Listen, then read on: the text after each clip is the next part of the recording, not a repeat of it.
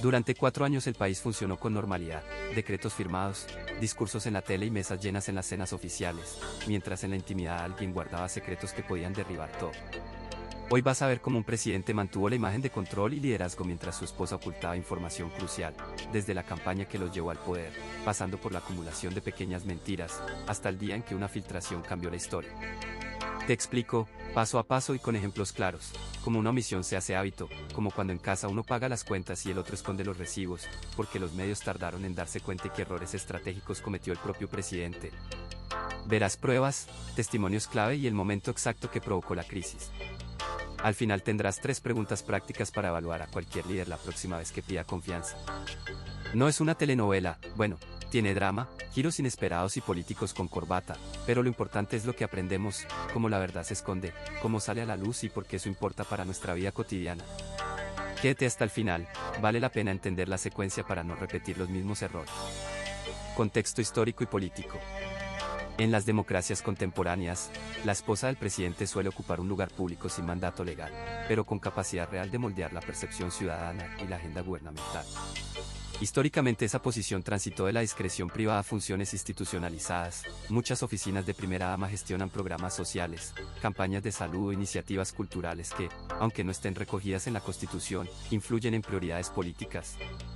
Un ejemplo claro es cómo figuras como Eva Perón transformaron su rol en liderazgo social y movilización, mientras que en otros países esposas presidenciales han encabezado programas de educación o salud que perduran como políticas públicas de largo alcance. Antes de que surgiera la hiperconectividad actual, la gestión de la imagen presidencial dependía en gran medida de relaciones con medios tradicionales y de cuán sólidas eran las instituciones de control. Cuando miembros del círculo íntimo, no necesariamente la pareja, ocultaban información, las consecuencias podían tardar en salir a la luz. No obstante, 11 tras otro, casos emblemáticos mostraron que la ocultación erosionaba la confianza en las instituciones y podía paralizar la acción administrativa. Escándalos que implicaron encubrimientos en administraciones pasadas demostraron que no basta con controlar la narrativa. La independencia judicial y la prensa libre actúan como contrapesos críticos. La evolución reciente de la comunicación pública complica todavía más ese escenario. Redes sociales, filtraciones digitales y periodistas ciudadanos exponen inconsistencias con rapidez. Así, la posibilidad de que la esposa de un mandatario o cualquier miembro cercano oculte hechos relevantes tiene menor margen, pero cuando ocurre el daño puede ser más inmediato y visible. En la práctica esto obliga a los equipos de gobierno a prever protocolos de transparencia y a las oficinas de ética a actuar con rapidez. Por eso existen normas sobre conflictos de interés, declaración patrimonial y comunicación oficial que buscan evitar que asuntos privados repercutan en la gobernanza. Cronológicamente se puede ver una secuencia típica: primero, la aparición de un hecho cuestionable; después, intentos de manejar la información desde el círculo íntimo; luego, investigaciones periodísticas o judiciales; y finalmente, la reacción institucional y política. En cada etapa intervienen factores clave: la fortaleza de las instituciones, el rol de la oposición, la manera en que los medios presentan la historia y la respuesta de la sociedad civil. Y aunque suene a chiste, a fin de cuentas la política suele recordar que ocultar la verdad es como tapar el sol con un dedo, funciona por un rato, pero tarde o temprano alguien abre la mano. Perfil del presidente. La trayectoria típica de un presidente combina formación, experiencia práctica y exposición pública. Suele empezar con raíces en su comunidad y avanzar paso a paso hacia cargos de mayor responsabilidad. Puede provenir de la administración pública, la empresa privada, la academia o las fuerzas armadas, y cada origen deja huellas distintas en su forma de gobernar. Por ejemplo, alguien que pasó años como alcalde entiende las quejas de los barrios porque las vivió de cerca; otro que trabajó en una empresa sabe negociar con inversores y ajustar presupuestos. La educación y la carrera temprana marcan el estilo. Un título en Derecho enseña a estructurar argumentos y respetar procesos. Estudios en economía ayudan a pensar en recursos y prioridades. La experiencia en gestión pública acostumbra a lidiar con trámites y con la lentitud institucional. Después vienen los cargos intermedios: concejal, ministro o director de una entidad pública. Estos puestos funcionan como un gimnasio de políticas, corrigen errores, afinan equipos y enseñan a relacionarse con la prensa y con la oposición. Y no siempre se aprende a la primera. En la fase previa a asumir la presidencia se consolidan rasgos de liderazgo. Algunos presidentes son deliberativos y consultan con expertos; otros prefieren decisiones rápidas y líderes cercanos. Hay estilos que fomentan la transparencia y la rendición de cuentas; hay otros que centralizan las decisiones en un círculo reducido. Un ejemplo sencillo: cuando enfrenta una crisis económica, un presidente que valora la consulta pública buscará mesas técnicas y diálogo social; el que prioriza la rapidez desplegará decretos y medidas inmediatas. La comunicación pública es clave y define la relación con la ciudadanía.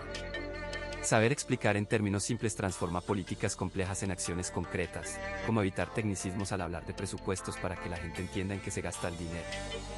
También es importante la coherencia entre lo que se dice y lo que se hace. La incongruencia genera desconfianza. Y sí, todos los presidentes aprenden a identificar micrófonos. Algunos hasta desarrollan sentido del humor para desarmar tensiones, otros prefieren el tono solemne. Finalmente, el perfil presidencial incluye virtudes y limitaciones humanas, capacidad de delegar, tolerancia a la crítica y manejo del estrés. Las decisiones públicas suelen ser el resultado de un equipo, no de un solo individuo. En la práctica, eso significa que su éxito depende tanto de su carácter como de la calidad de sus colaboradores. Un buen presidente reconoce sus límites y sabe cuándo pedir consejo, o, si no, aprende la lección más tarde, a veces con una anécdota que luego será materia de chistes en cenas familiares. El papel de la esposa en la narrativa pública. En muchos países la esposa del presidente actúa como un puente visible entre la vida privada y la escena pública. Su imagen y palabras ayudan a dar contexto a la persona que gobierna. Por ejemplo, se sabe que algunas primeras damas lideran campañas sociales concretas, han promovido la alimentación saludable entre niños o el acceso a la educación, actividades que crean mensajes positivos alrededor del mandato. También hay casos conocidos en que la esposa mantiene su actividad profesional mientras acompaña al mandatario, lo que a su vez imprime una narrativa de normalidad y cercanía ante la opinión pública. La forma en que comunica importa tanto como lo que comunica. Participar en entrevistas, publicar en redes sociales, pronunciar discursos o posar en actos oficiales son herramientas que moldean la percepción pública. Cuando la esposa decide controlar el flujo de información, seleccionando fotos familiares, autorizando declaraciones o coordinando portavoz, actúa como guardiana de una versión pública de la familia presidencial. Un ejemplo concreto y fácil de entender es cuando una primera dama sigue enseñando en una universidad. Sus clases y su presencia cotidiana generan historias que la prensa utiliza para humanizar al gobierno. Si en algún momento se oculta información, la narrativa cambia paso a paso. Primero se transmite un mensaje oficial que deja fuera detalles incómodos, después los medios investigan o surgen filtraciones, finalmente llega la reacción pública, que puede ir desde la incredulidad hasta la exigencia de explicaciones formales. Esto sucede sin importar el país. La cronología suele ser clara, control inicial, contraste por fuentes externas, y adaptación forzada del equipo de comunicación. Y sí, muchas veces parece igual que cuando alguien intenta esconder un secreto en una reunión familiar. Al principio funciona, pero al poco tiempo alguien pregunta y todo se complica. Las consecuencias prácticas son directas. La credibilidad del gobierno puede verse muy afectada si la esposa parece vinculada a ocultamientos, porque la ciudadanía espera coherencia entre lo privado y lo público. Para reparar el daño suelen emplearse medidas simples y eficaces, como declaraciones públicas más transparentes, la publicación de documentos relevantes o entrevistas abiertas con periodistas de confianza. La participación de observadores independientes y la cooperación con periodistas reducen los rumores. En otras palabras, la honestidad tiende a apagar teorías. En el día a día, pequeñas decisiones, una foto secundaria en redes, una anécdota omitida en una biografía, se convierten en piezas de la narrativa general. Por eso los equipos aconsejan estrategias claras, mantener una línea coherente, prever preguntas difíciles y ofrecer evidencia accesible cuando sea posible. Y si se busca un toque de humor para bajar la tensión, basta recordar que intentar ocultar la verdad es casi como esconder las llaves. Parece más fácil de lo que en realidad es. Cronología de los hechos ocultados. Los hechos ocultados suelen desplegarse siguiendo una secuencia que, por desgracia, se repite en muchos entornos de poder. Primero aparece la omisión deliberada, luego la manipulación de pruebas, después la creación de una narrativa alternativa y, finalmente, la filtración o descubrimiento que obliga a enfrentar la verdad. En términos prácticos esto significa que documentos relevantes desaparecen de archivos, comunicaciones se borran de celulares y se reescriben declaraciones para encajar con la versión oficial. Un ejemplo sencillo, en una oficina cualquiera, cuando alguien mueve facturas de una carpeta a otra para que no se vean, está practicando a pequeña escala la misma lógica que se usa en grandes ocultamientos. A continuación viene la etapa de contención interna. Se designan portavoces, se instruye a empleados y se limita el acceso a información sensible. A menudo un asesor clave guarda siempre copias de respaldo, por si acaso, y esa copia es lo que más tarde permite reconstruir lo ocurrido. También sucede que se crean explicaciones plausibles, viajes por motivos oficiales, reuniones que nunca constaron en calendario, que, sobre el papel, parecen razonables. Para entenderlo mejor, piénsese en una familia donde alguien borra mensajes para evitar una pelea. La intención es la misma, aunque el contexto sea muy distinto. Cuando la presión aumenta, el siguiente turno en la cronología es el de la sofisticación del encubrimiento. Se utilizan recursos legales para ganar tiempo y se buscan peritajes que respalden la versión oficial. En paralelo puede haber intentos de desacreditar a quien denuncia, se cuestiona su credibilidad, se filtran rumores sobre su vida privada o se presenta documentación alternativa. Un ejemplo cotidiano sería un trabajador acusado de irregularidades que ve cómo la empresa contrata a un perito externo que tarda tanto en analizar los papeles que la información pierde interés público. La filtración o el hallazgo externo suelen romper ese frágil equilibrio. Periodistas, auditores o filtradores internos sacan a la luz correos, registros bancarios o grabaciones que no cuadran con la narrativa oficial. En ese momento muchas veces se producen contradicciones públicas, declaraciones que cambian, versiones que se contradicen y confesiones parciales que intentan minimizar el daño. Un caso comparable sería cuando en un hogar aparece una factura escondida que demuestra gastos que todos negaban. La discusión deja de ser privada y pasa a la luz del día. Finalmente llega la fase de consecuencias y reparación, que puede ser lenta y llena de giros. A veces hay disculpas públicas y correcciones administrativas, otras veces se inician investigaciones formales y procedimientos legales. La credibilidad de quienes dirigieron la estrategia puede quedar dañada por largo tiempo, aunque no siempre haya sanciones inmediatas. Para que las lecciones perduren se requieren mecanismos claros de transparencia y auditoría, cosas tan sencillas como llevar registros con copias distribuidas y políticas que impidan que una sola persona decida que se oculta. Y sí, todo esto suena serio, pero al final la verdad suele asomar como ese calcetín desaparecido que siempre termina apareciendo en el lugar menos pensado. Motivos personales y políticos del ocultamiento. Las razones detrás del silencio de una primera dama sobre asuntos comprometedores combinan intereses íntimos y cálculos de Estado, y se manifiestan de formas concretas. Por un lado está el objetivo básico de proteger la esfera privada, matrimonio, hijos, vida anterior que podría ser malinterpretada. Por ejemplo, si la esposa tiene vínculos financieros con empresas que luego reciben contratos del Estado, mantener esa información fuera del foco reduce el riesgo inmediato de acusaciones públicas. Nadie quiere que una discusión de pareja termine en titulares, y eso influye. Por otro lado pesan motivos estrictamente políticos, mantener la imagen del gobierno, evitar que la oposición capitalice el asunto y preservar la estabilidad institucional. Los equipos de comunicación saben que un escándalo personal puede convertirse en una crisis de gobernabilidad enorme. Así que se recurre a estrategias prácticas, asesoría legal, control de acceso a documentos, mensajes coordinados con el partido, para ganar tiempo y minimizar daños.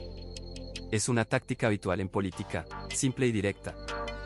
La decisión de ocultar suele seguir una secuencia reconocible. Primero la revelación o sospecha, luego la evaluación rápida por parte de asesores y familiares, finalmente la elección entre transparencia parcial, negación o silencio organizado. En la fase inicial se mide el impacto probable sobre el electorado y sobre programas prioritarios del gobierno. Después se opta por acciones concretas, retirar documentos, limitar entrevistas, reubicar responsabilidades. A veces funciona, otras veces la sensación de encubrimiento agrava la sospecha. El tiempo favorece a quien tiene la verdad abierta, aunque no lo parezca al principio. Motivos personales como miedo, vergüenza o lealtad pueden solaparse con intereses del partido y con presiones económicas. Un ejemplo típico es proteger a los hijos de la exposición pública para que no sufran consecuencias en su vida profesional o académica. Otro es evitar que una investigación sobre la esposa desvíe recursos y atención de políticas públicas. El resultado es una mezcla, decisiones tomadas por cariño, por cálculo y por autopreservación. Y sí, resulta irónico, en ocasiones se oculta una verdad para salvar una reputación que, paradójicamente, acaba dañada por el propio ocultamiento. Mecanismos utilizados para ocultar la verdad. Los equipos de comunicación suelen controlar la narrativa desde el minuto cero, maquillar declaraciones oficiales, redactar mensajes estándar para todas las entrevistas y coordinar voceros que repitan la misma versión. Se usan comunicados de prensa, ruedas de prensa cuidadosamente coreografiadas y frases clave que luego aparecen en titulares, de modo que la atención pública se centre donde interesa.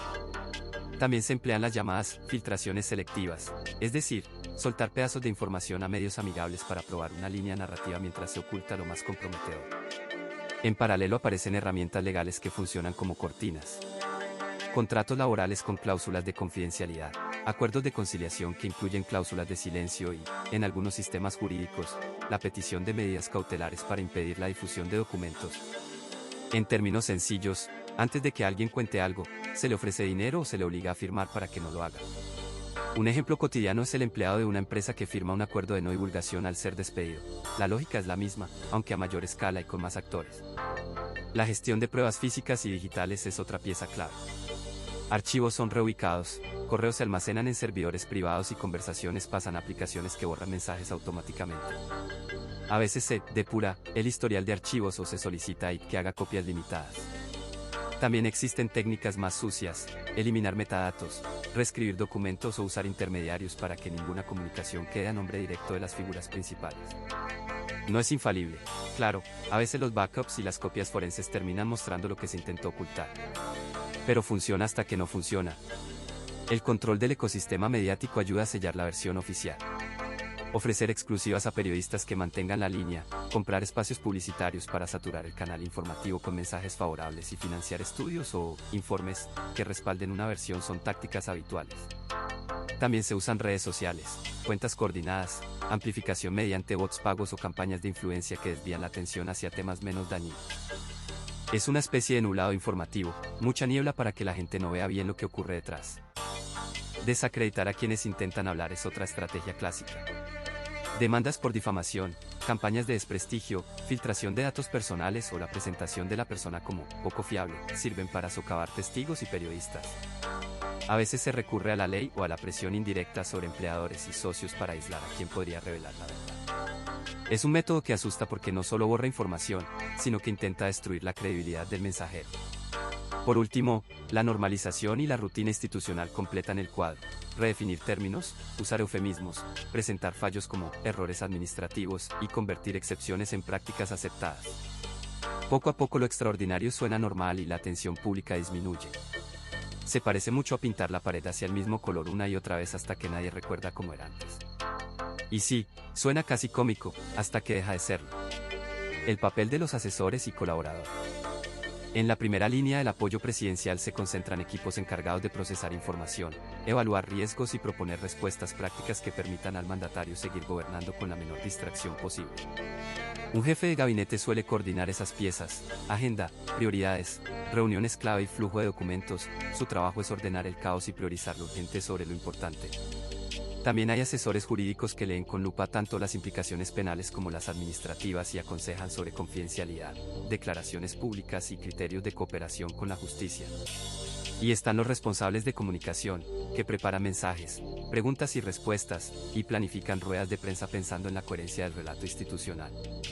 Cuando surge una verdad oculta por un tercero cercano, en este caso la esposa del presidente, el primer paso del equipo es la evaluación rápida y documentada del hecho, que se sabe, que es verificado y que queda por confirmar.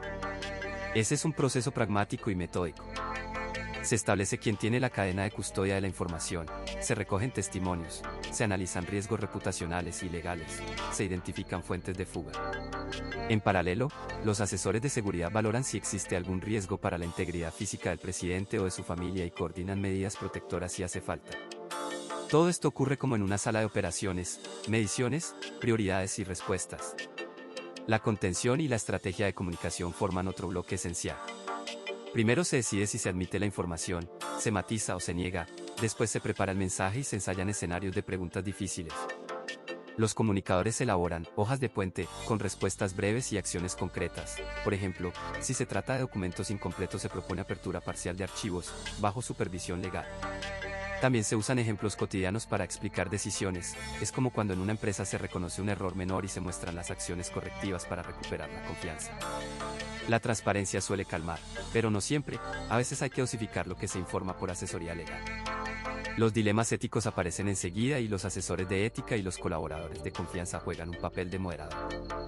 Pueden recomendar separación de funciones, recusaciones en decisiones que impliquen conflicto de interés o poner en manos de investigaciones independientes ciertos aspectos para preservar la credibilidad institucional.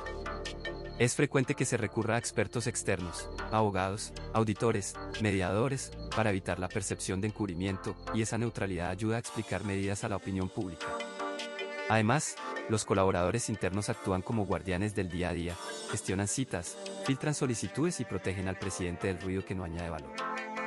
La colaboración entre departamentos es clave y, cuando funciona, parece una coreografía bien ensayada. Seguridad, jurídico, comunicación y gabinete se envían reportes breves, se reúnen y toman decisiones rápidas. Cuando falla, los mensajes se contradicen y el problema crece. Por eso se documentan todas las decisiones y se deja constancia de quién propuso qué, igual que en un equipo de fútbol donde no solo importa el gol sino el pase que lo originó.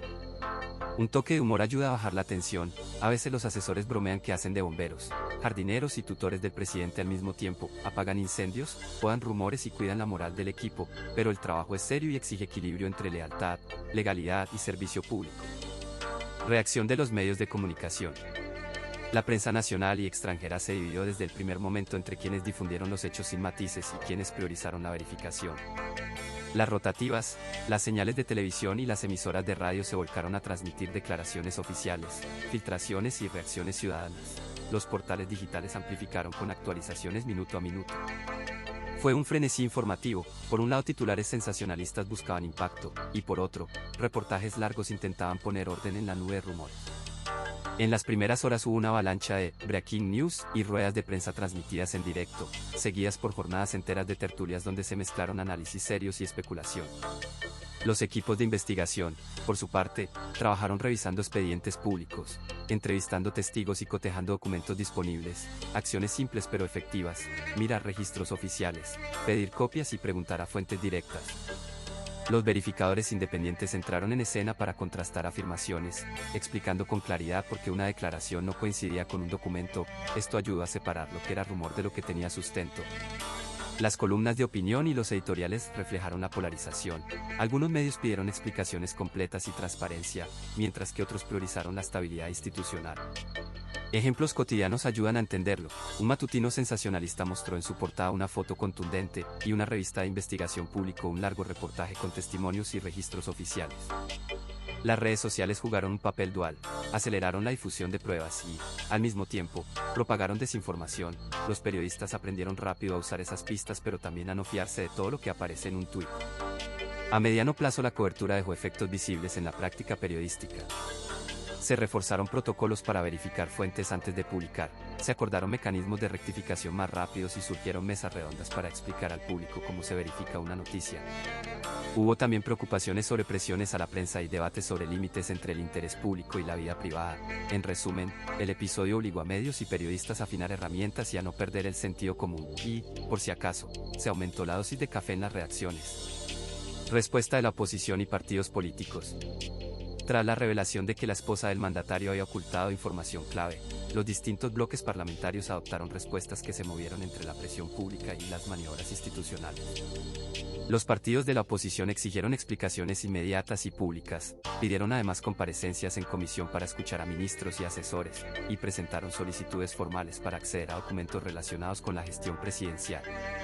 Al mismo tiempo, la comunicación política se intensificó. Ruedas de prensa, notas de prensa y comunicados en cadena trataron de marcar la agenda y forzar transparencia. En el Parlamento las tácticas fueron variadas. Algunos grupos impulsaron mociones para interpelar al gabinete y forzar debates en el Pleno. Otros buscaron crear comisiones investigadoras que pudieran citar a funcionarios y revisar expedientes con poder de citación. Explicar esto en términos sencillos: una comisión es como un equipo de trabajo que revisa pruebas y escucha testigos. Necesita respaldo mayoritario para actuar con fuerza. A la vez, hubo intentos de presentar mociones de censura o pedidos de responsabilidad política, acciones que, si prosperan, obligan a un voto mayor y tienen efectos concretos sobre la gobernabilidad.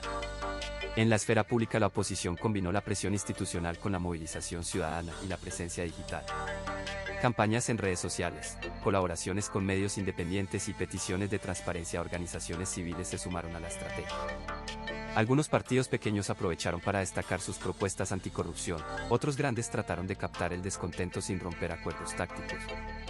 La oposición también recurrió a expertos y verificadores de hechos para desmontar narrativas oficiales. Es una forma práctica de convertir sospechas en pruebas que luego se puedan presentar en el Congreso o ante tribunales. Con el paso de los días se hizo evidente que no toda la oposición perseguía el mismo objetivo inmediato.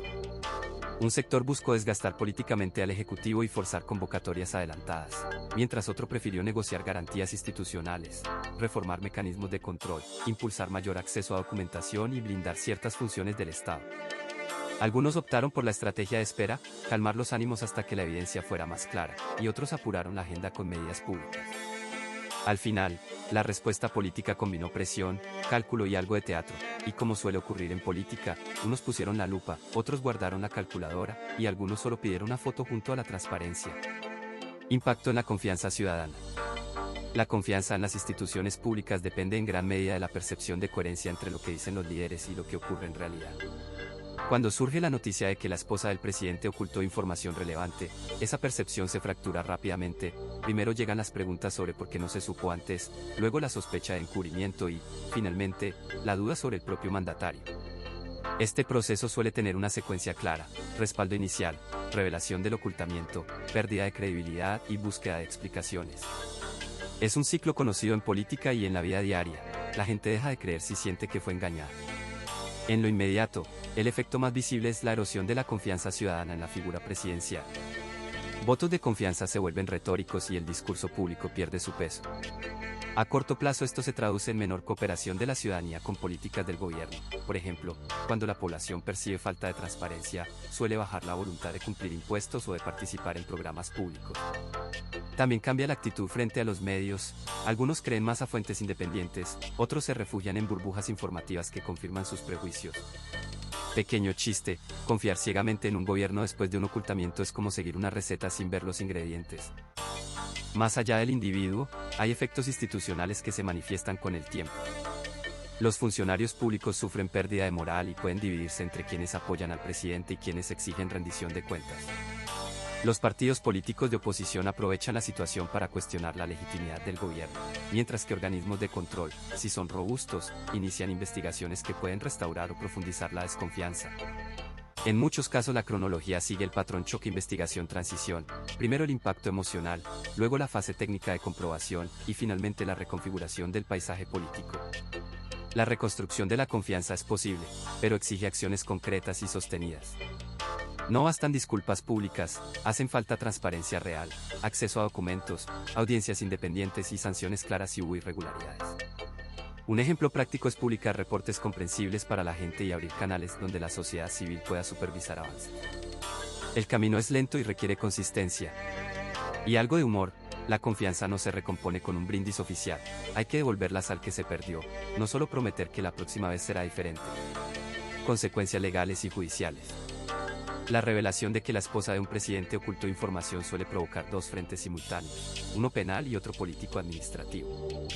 Primero, hay una investigación inicial por parte de la Fiscalía o de órganos de control. Luego, si aparecen indicios suficientes, se formalizan cargos.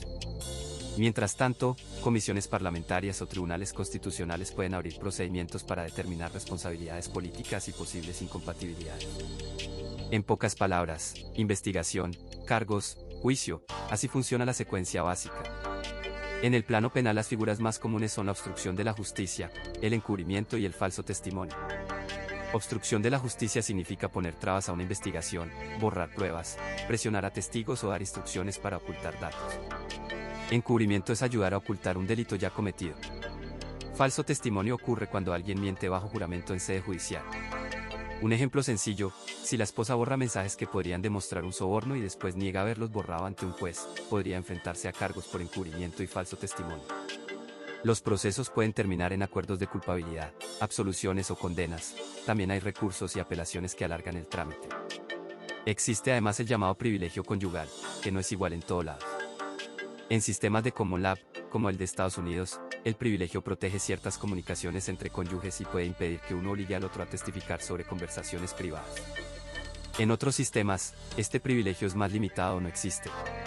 Y ojo, cuando la conducta implica delitos graves, por ejemplo, conspiración o crimen organizado, muchas jurisdicciones permiten excepciones y obligan a declarar. Es decir, no es una cláusula de inmunidad eterna para contar secretos. En el terreno político-administrativo las consecuencias suelen ser inmediatas y visibles. Pueden iniciarse procesos de juicio político o peticiones de destitución, nombramientos pueden suspenderse y la imagen del gobierno queda muy dañada. Además, las instituciones de control pueden ordenar auditorías, incautación de bienes o congelamiento de cuentas mientras dura la investigación. Un resultado típico es la imposición de sanciones administrativas a funcionarios implicados o la anulación de contratos públicos si se demuestra que hubo manipulación. El procedimiento completo tiene un ritmo propio: investigación preliminar, instrucción, formulación de cargos, juicio oral, sentencia y luego recursos. Cada etapa tiene plazos y garantías: derecho a la defensa, a presentar pruebas, a recurrir decisiones. En la práctica eso significa que un caso puede durar años, con audiencias públicas, peritajes y testigos. Y a veces la atención pública y mediática acelera o entorpece procesos. No es raro que filtraciones cambien la percepción antes de que los tribunales dicten sentencia. Finalmente hay efectos colaterales que no son estrictamente judiciales pero afectan el resultado.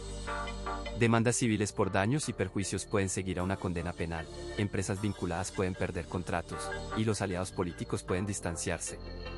Los abogados suelen negociar acuerdos para reducir penas o responsabilidades civiles, de la misma manera que un cocinero intenta arreglar un plato quemado con un poco de salsa extra. No siempre funciona, pero a veces salva la noche. Repercusiones internacionales.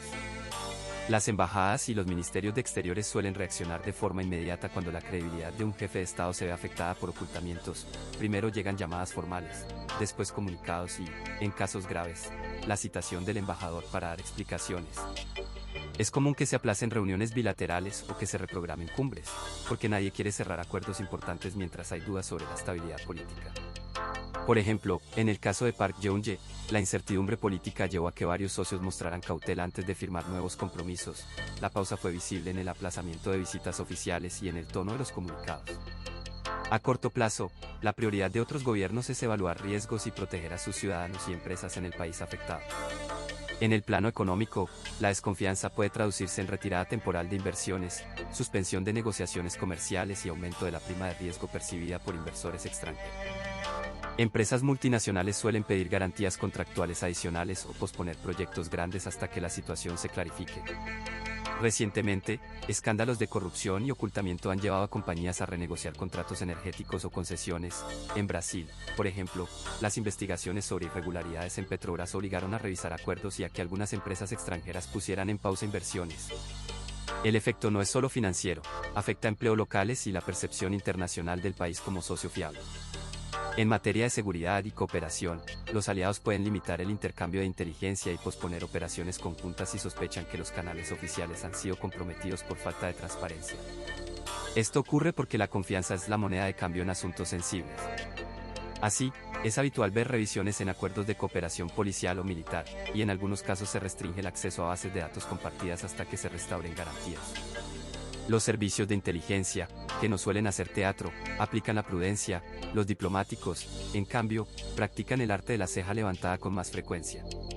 La dimensión jurídica también cruza fronteras. Ocultamientos que rozan delitos pueden desencadenar investigaciones en otros países o solicitudes de asistencia judicial internacional, sobre todo si hay transferencias de dinero, activos en el extranjero o implicación de empresas internacionales.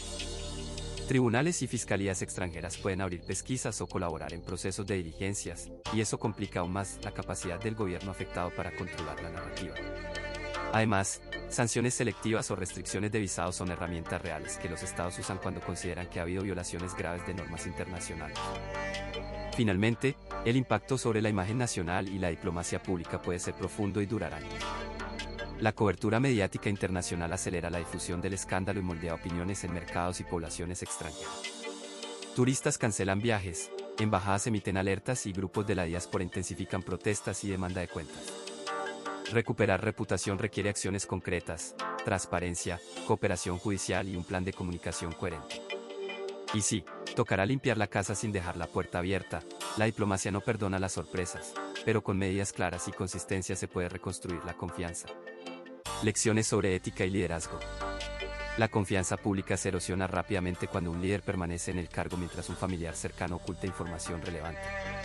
Ese hecho reduce la legitimidad del gobierno y complica la toma de decisiones porque la ciudadanía cuestiona si las decisiones se tomaron por interés público o por conveniencia privada. Además, la percepción de impunidad se instala con facilidad. Cuando las reglas parecen aplicarse de manera distinta para quienes están cerca del poder, la cohesión social se debilita. Un primer aprendizaje es que la transparencia no es un lujo, sino una herramienta de gobernabilidad. Transparencia quiere decir explicar lo que se sabe, qué se hace con esa información y quién toma las decisiones. Explicado de forma simple, si la gente ve la ventana, confía más que si solo le dejan la puerta cerrada.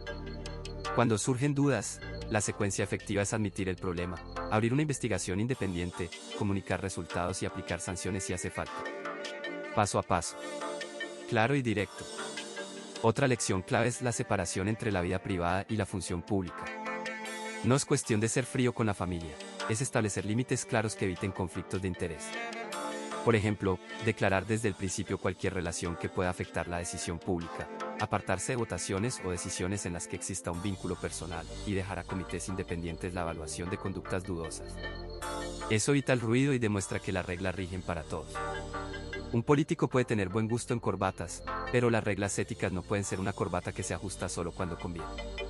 La rendición de cuentas debe ser real y visible. Auditorías externas, fiscalías independientes y la protección a denunciantes son piezas prácticas que fortalecen la confianza. Si alguien escondió información, lo correcto es permitir que investiguen sin filtros y aceptar las consecuencias. Cuando esto no ocurre, crece la sensación de que hay dos niveles de justicia. Pequeño ejemplo cotidiano, en una empresa, cuando el esposo de la gerente oculta problemas y la gerente no informa, los empleados pierden fe en la dirección. Lo mismo ocurre en el gobierno, y el coste es mayor. El liderazgo ético implica también humildad y capacidad de reparar. Pedir disculpas públicas no borra el daño, pero abre la puerta a la reconstrucción. Actuar con rapidez para corregir errores, ofrecer compensaciones cuando proceda y revisar procedimientos para que la misma falla no vuelva a ocurrir, son prácticas que demuestran compromiso. Breve broma, pedir perdón no es un trámite burocrático, pero ayuda más que un buen discurso de marketing.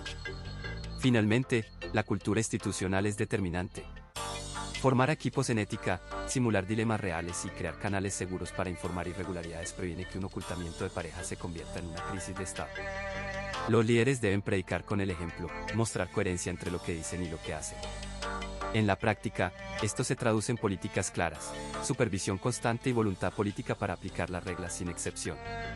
Si se siguen estos aprendizajes, se reduce el riesgo de que un secreto privado termine socavando la gobernabilidad pública. Estrategias de comunicación de crisis.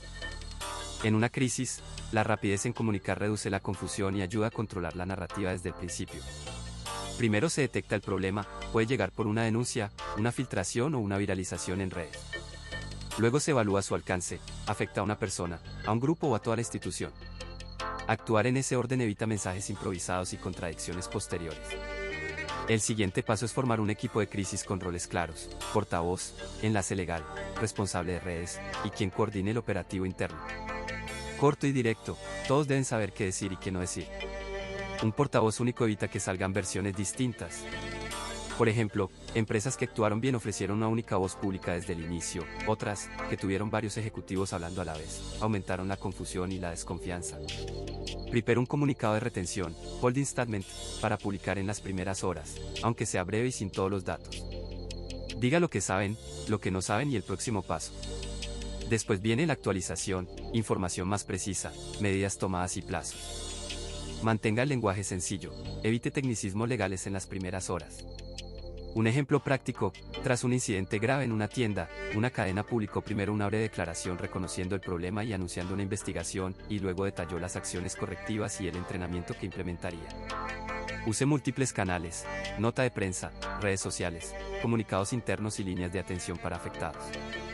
Escuche activamente las reacciones y monitorice la conversación en tiempo real. También hay que coordinar con el equipo legal y con recursos humanos. Sin coordinación, una disculpa puede convertirse en admisión de culpa sin estar lista la defensa. Esto pasó en algunos casos donde la respuesta inicial fue defensiva y empeoró la imagen pública. Aprender de ejemplos ajenos es más barato que descubrirlo en vivo. Sea transparente sin inventar. Si hay errores, reconózcalos y explique las medidas concretas para corregirlos. Tomar acciones visibles, retiros de productos, sanciones internas, capacitaciones públicas, ayuda a reconstruir la confianza. Un caso notable es el de empresas que, tras errores graves, optaron por cerrar temporalmente instalaciones para capacitación y revisión. Estos así muestran compromiso, no solo palabras. Finalmente, después de la fase aguda, haga una revisión interna y pública de lecciones aprendidas. No olvide documentar procesos y actualizar el plan de crisis. Ríase un poco si quiere, practicar simulacros no es tan divertido como la playa, pero evita sudores fríos en vivo. Repetir ejercicios y ajustar protocolos convierte reacciones caóticas en respuestas ordenadas y, sobre todo, creíbles. Testimonios, fuentes y pruebas. En un proceso de investigación, las declaraciones de personas que estuvieron cerca del poder suelen ser lo primero que orienta sobre lo que realmente pasó. Un asistente, un chofer o un empleado del palacio que relata conversaciones, órdenes o comportamientos aporta contexto. Esas palabras sirven para abrir líneas de investigación, aunque por sí solas no siempre bastan. Por ejemplo, si un miembro del equipo cuenta que escuchó una instrucción para borrar documentos, esa versión obliga a buscar respaldo documental y a revisar quién tuvo acceso a esos archivos. Los documentos y las pruebas digitales suelen confirmar o desmentir testimonios. Correos electrónicos, mensajes de texto, registros bancarios, fotos y grabaciones contienen información que no depende de la memoria humana. Una transferencia bancaria que coincide con una factura inexistente, o un correo que muestra instrucciones precisas, hace más sólida una acusación. Además, los metadatos, datos que indican cuándo y desde dónde se creó un archivo, ayudan a comprobar si una foto fue manipulada. No es magia, es revisar las huellas que dejan los aparatos. Pequeño detalle, borrar un archivo no significa que desapareció por completo, y eso suele sorprender a quienes pensaron que todo iba a quedar limpio. Corroborar testimonios y fuentes implica siempre comparar y cruzar. Si varios testigos cuentan la misma secuencia de hechos, la versión gana peso. Si un testimonio se alinea con facturas, registros telefónicos y actas oficiales, la hipótesis se fortalece mucho más. En la práctica, un periodista puede empezar con una declaración y, luego, pedir acceso a gastos, contratos o declaraciones patrimoniales. Un auditor independiente hará la misma revisión con lupa. Así se sigue una cronología lógica, primero una pista, luego la búsqueda de documentos, y por último la verificación cruzada. También hay que considerar la credibilidad y las estrategias para ocultar la verdad. Las negaciones públicas, las versiones cambiantes y la destrucción intencional de pruebas son tácticas comunes. Sin embargo, los ecos quedan en terceros, copias en servidores remotos, testigos que recuerdan conversaciones y registros de terceros, como bancos o proveedores, pueden romper esa estrategia. Es importante recordar que una sola prueba rara vez cierra un caso, lo que cuenta es la suma, testimonios coherentes, documentos que encajan y fuentes independientes que confirman. Finalmente, las fuentes y las pruebas deben manejarse con cuidado para no contaminar la investigación. Guardar la cadena de custodia, pedir declaraciones juradas cuando sea necesario y documentar quién tuvo acceso a cada elemento garantiza que el material sea aceptado por jueces o comisiones. En resumen, las piezas del rompecabezas vienen de distintas direcciones, personas, papeles y señales digitales, y cuando encajan, la verdad sale a la luz, aunque a veces con una sonrisa irónica por lo previsible que fue el intento de esconderla. Legado y memoria pública. El peso de la verdad no desaparece solo porque alguien la oculte, influye directamente en cómo la sociedad recuerda a su líder y en las decisiones que se toman sobre su legado. Al principio, la narración pública suele estar dominada por los hechos conocidos, discursos, políticas, logros visibles. Luego llegan las preguntas incómodas y, con ellas, investigaciones periodísticas o institucionales que pueden revelar omisiones cometidas por personas cercanas, incluidas las parejas presidenciales. En la fase inmediata después de la revelación, los medios y los tribunales marcan el tono. Un reportaje de investigación puede cambiar la percepción popular de la noche a la mañana. La respuesta institucional también cuenta, si hay audiencias públicas, comisiones de investigación o procesos judiciales, esos mecanismos crean un registro oficial que luego los historiadores consultan. Por ejemplo, las comisiones de la verdad en países como Sudáfrica o Argentina sirvieron para registrar testimonios y producir informes que reorientaron debates nacionales sobre memoria y responsabilidad. Es decir, lo que se documenta en esos espacios tiene un peso duradero. A mediano plazo, la memoria pública se construye en escuelas, museos y espacios de conmemoración. Museos de la memoria y derechos humanos en distintos países han transformado relatos complejos en exposiciones que enseñan a nuevas generaciones.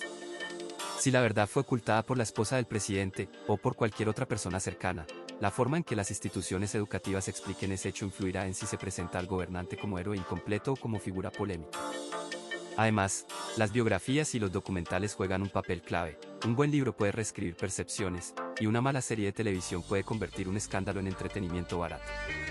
A largo plazo, la memoria se vuelve más difusa y, a veces, selectiva. Con el paso de las décadas, la gente tiende a recordar anécdotas destacadas y a olvidar matices. Las generaciones posteriores interpretan los hechos con sus propias prioridades. Por eso es importante preservar archivos y testimonios orales. Las decisiones sobre monumentos y nombres de calles son ejemplos prácticos de cómo el pasado se cristaliza. Retirar una estatua o renombrar una plaza envía un mensaje claro sobre lo que una sociedad quiere reconocer o repudiar. Y no, las estatuas no chismean, pero sí reflejan lo que la gente decide mantener en pie. Para gestionar un legado polémico existen pasos concretos que ayudan a que la memoria pública sea más fiel a la realidad. Abrir archivos y digitalizar documentos facilita el acceso y reduce la dependencia de versiones oficiales. Promover audios y entrevistas con protagonistas y testigos directos añade voces diversas al registro. Incluir en los planes de estudio análisis críticos sobre el periodo en cuestión permite que los jóvenes entiendan matices sin repetir mitos. Los ejemplos prácticos son sencillos: una biblioteca pública con una sección dedicada al periodo, una exposición itinerante con testimonios recogidos por investigadores independientes, o foros ciudadanos donde se discutan las lecciones aprendidas. La verdad tardará en imponerse si solo depende de la voluntad de la familia. Por ello, la sociedad civil y las instituciones educativas y culturales deben participar activamente en la construcción de la memoria. A veces la justicia responde, otras veces lo hace la literatura o el cine. Y cuando todo falla, siempre quedan los chismes en cafeterías y redes sociales, que no son historia académica pero sí parte del tejido social.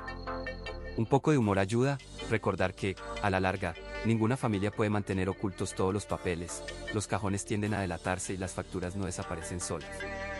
En resumen, este fue el viaje de un presidente que gobernó mientras su esposa ocultaba la verdad, la llegada al poder, las decisiones tomadas sin que algunos datos salieran a la luz, la lenta aparición de pistas, la revelación pública y las consecuencias para la confianza del país.